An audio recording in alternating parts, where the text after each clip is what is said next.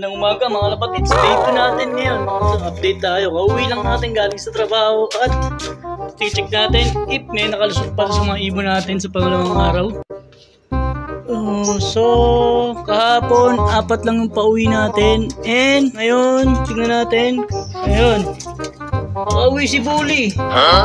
Day 2. Day 2. Tsaka si Bangas.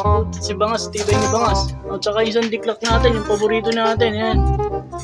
Nakauwi rin siya.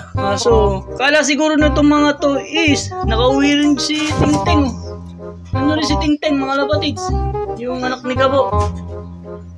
So, kala siguro nung mga ibon natin is mapagalan yung karera mga lapatids. So, nag-day 2. So, 4 na ibon yung dumating natin ngayong day 2. Si Bully, si Tingting, ayan. Si Bangas, yung diklak natin na more pa. Yung mga lapatids paborito. Di niya kinayang mag day 1, day 2 siya. So, kauwi lang siguro nila. Bangas na bangas to, mukhang kailangan natin ito i-quarantine. Hindi pa nakaka-recover. So patuka tayo, tignan natin kung magana silang kumain o kailangan natin sila i-quarantine, baka may nakain hindi maganda mga lapatids. So 2 na lang yung kulang natin, yung brown tsaka yung kapatid nilang ng mga diklak natin, yung Paris and Grayson, yung naka-old bird. So 2 lang yung kulang natin. Sana makauwi pa sila ngayong araw. So may pambenta tayo ng mga finisher natin ng burahin mga lapatids. Yan, pakainin natin yung mga pasaway nating ibon. Kala nyo pabagalan ng labanan? Fantastic. Hindi nyo alam karera yung sinalihan natin. Ayun. Yan, gutom na gutom. Okay, ayun.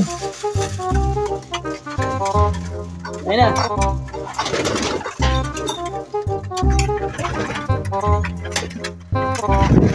Okay po. Kung kailangan natin quarantine yun, hindi kumakain. Sabihin, may tama yun. So, kailangan natin siyang iwalay si Bully. Kasi talagang Bully yan, matapang yan. Kapag may mga ibon sa baba, talagang bubuli niya. So, ibig sabihin, ganyan yung nararamdaman niya is pwede naramdam niya mga lapatids. So, bago pa mahawa yung mga healthy umuwi is kailangan na natin siya i-quarantine. So, mukhang okay naman yung mga nag-day 2 natin. Ngayon, magano sila kumain.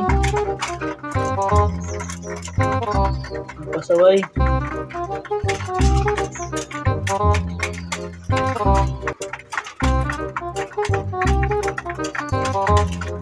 So, kukunin na natin yung isa na yun.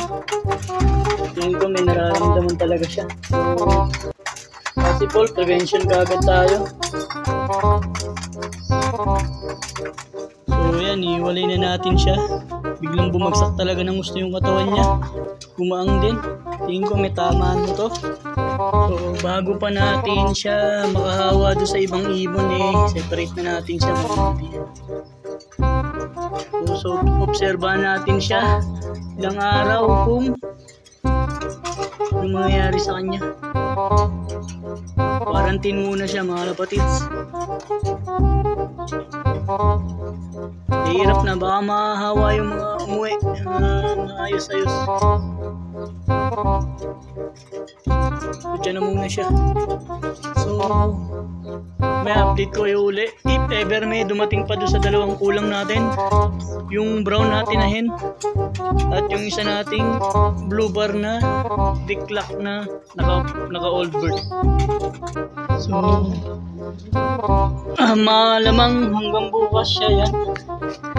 Malamang malodi quarantine muna siya for 2 days, then puro tubig muna siya para mailabas niya muna lahat yung mga toxic niya na inom niya o nakain niya mga lods.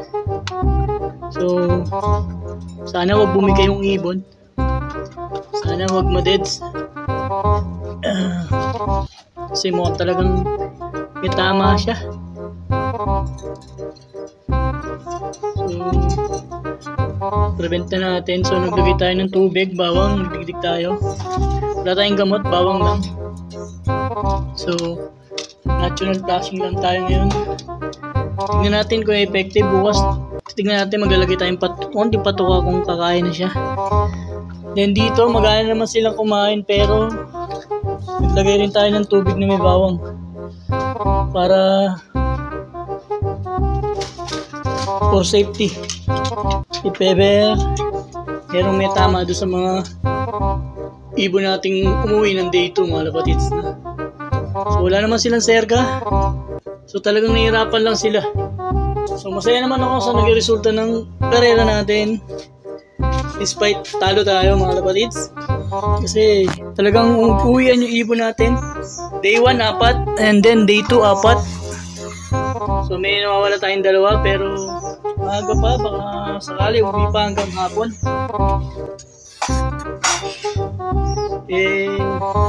Siguro avoid na lang natin yung same mistake susunod na season. So kailangan maging prepare na tayo.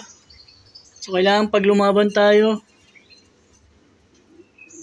100% yung kanilang katawan.